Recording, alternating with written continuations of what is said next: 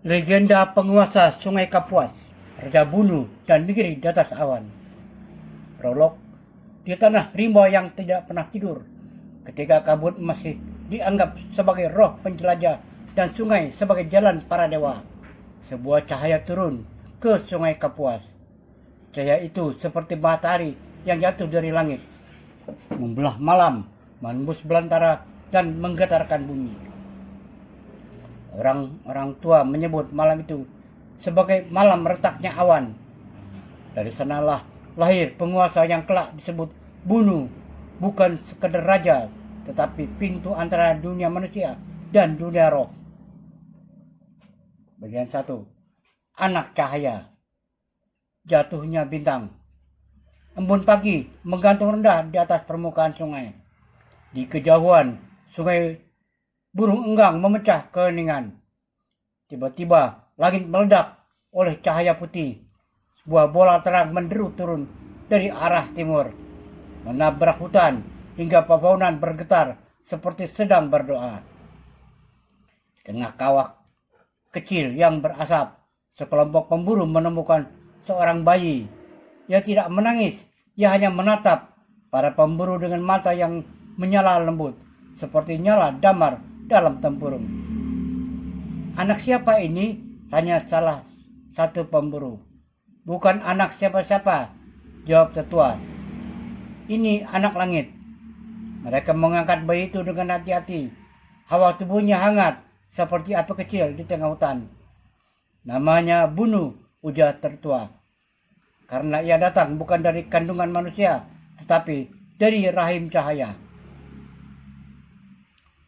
Tumbuh dalam hutan berbisik. Bunu tumbuh cepat, lebih cepat dari anak-anak lain. Pada usia 7 bulan, ia sudah berjalan menyusuri akar-akar pohon ulin. Pada usia 3 tahun, ia bisa memahami bahasa angin, bisikan halus di antara daun yang tidak bisa didengar manusia biasa. Hutan mengajarinya berburu, sungai mengajarinya membaca arus, dan para tetua mengajarinya ritual serta doa yang diwariskan dari leluhur. Suatu hari, ketika hujan turun, tiba-tiba seekor macan rimba mengintainya. Anak-anak lain lari ketakutan, tetapi Bunu berdiam terus. Macan itu mendekat, namun tidak melihat mata Bunu. Ia berhenti. Binatang itu menunduk dan berjalan memutar, seolah memberi hormat. Penduduk kampung tertegun. Anak ini dilindungi, kata tetua, dan mungkin kelak ia akan melindungi kita. Kerajaan di dalam belantara, menancap tombak langit. Ketika Bunu beranjak dewasa, tubuhnya tinggi seperti batang meranti dan bahunya lebar seperti perahu. Suatu malam ia bermimpi didalangi cahaya yang sama seperti ketika ia lahir. Temukan bukti yang memandang 3 sungai, kata suara itu. Di sana kau menanam asal-usulmu. Bunu berjalan selama 7 hari 7 malam. Ia melintasi rawa, hutan, gambut, dan punggung bukit yang terjal. Pada hari ke-8, ia tiba di sebuah bukit yang menghadap 3 aliran sungai yang bersinggungan seperti anyaman rotan raksasa. Di sana, ia menancapkan tombak pemberian langit. Tombak dengan mata emas yang selalu dingin seperti disentuh api. Ketika tombak itu menembus tanah, bumi bergema, pohon-pohon merunduk, air sungai berputar seakan memberi hormat. Di sini, kata Bunu, kan berdiri negeri pertama. Yang menamainya Tanah 1000, Tanah 1000 nyawa, sebab ia yakin banyak suku akan lahir dari sini. Roh sungai yang tunduk. Sungai Kapuas pada masa itu bukanlah sungai yang bersahabat. Arusnya sering berubah, pusaranya menelan perahu tanpa ampun. Orang-orang percaya bahwa di dalamnya hidup naga purba bernama Jaga Bahu.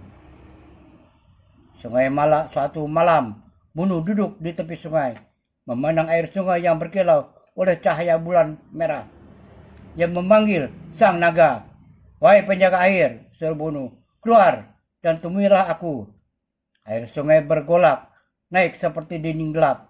Dari dalamnya muncul kepala naga besar sebesar perahu. Sisiknya hitam kebiruan, matanya menyala seperti bara. "Manusia," dengusnya, "mengapa kau memanggilku?" "Karena aku ingin berdamai," jawab Bunuh. "Manusia datang untuk mengambil, tidak ada perdamaian, kecuali kau memutuskan sebaliknya." Keduanya saling menatap lama, lalu dengan pertama kalinya dalam ribuan tahun, jaga bahu menunduk kepala. "Baiklah, anak cahaya, mulai hari ini Kapuas adalah pelindungmu." Sejak itu sungai menjadi jalur kehidupan, bukan kematian. Bayang-bayang dari rawa. Munculnya Pangak Balu. Ketika negeri Bunuh mulai makmur, sebuah ancaman bangkit dari rawa di barat.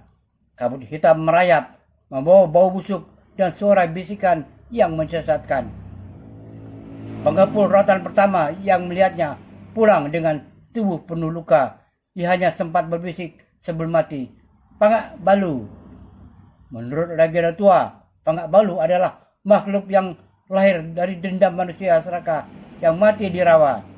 Ia mengubah bentuk menjadi bayangan hitam, penghisap tenaga hidup dan meracuni tanah. Perang mantra dan darah.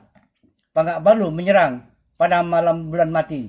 Bayangannya menyeluti ladang, membuat tanaman layu dalam sekejap. Anak-anak demam dan hewan ternak mati tanpa suara. Bunuh memanggil para balian, dukun Dayak, dan memimpin ritual sepanjang malam.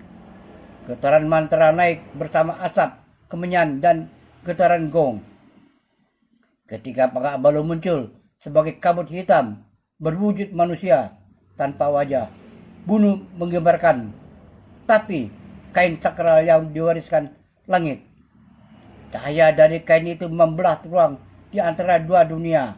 Bunuh melompat ke tengahnya, menancapkan tombak ke bayangan hitam itu. Jeritan panjang menggema, mengguncang pohon-pohon besar.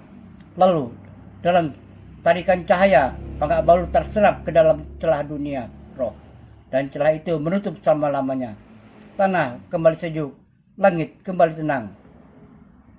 Kembali ke langit, wasiat sang penguasa. Setelah mengalahkan Pangak Balu, usia Bunuh tampak berhenti bertambah. Ia tetap muda, seolah waktu tidak memiliki kuasa atas tubuhnya. Namun, cahaya dalam matanya semakin kuat, pertanda bahwa ia mulai kembali ke asalnya. Pada suatu pagi, ia memanggil seluruh suku ke halaman rumah panjang. "Aku telah menuntun kalian," katanya, "tapi negeri ini harus kalian jaga sendiri. Ingatlah satu hal, hutan bukan milik manusia, manusia adalah tamu di hutan." Suara-suara menahan tangis. "Jika keseimbangan rusak," lausunya, "aku akan kembali." Tangga awan. Pada fajar berikutnya, kabut sangat tebal. Bunuh berjalan ke puncak bukit pertama tempat ia menancapkan tombak emas. Angin berhenti, burung-burung diam, dan sungai seolah menahan alirannya. Langit terbuka. Awan turun, membentuk tangga cahaya. Tubuh Bunuh diselimuti sinar putih. Para tetua berlutut, orang-orang menangis. "Selamat tinggal, penguasa kami." Bunuh tersenyum. "Aku tidak pergi jauh, aku pulang." Dan ia naik perlahan, semakin kecil, hingga cahaya itu menyatu dengan langit.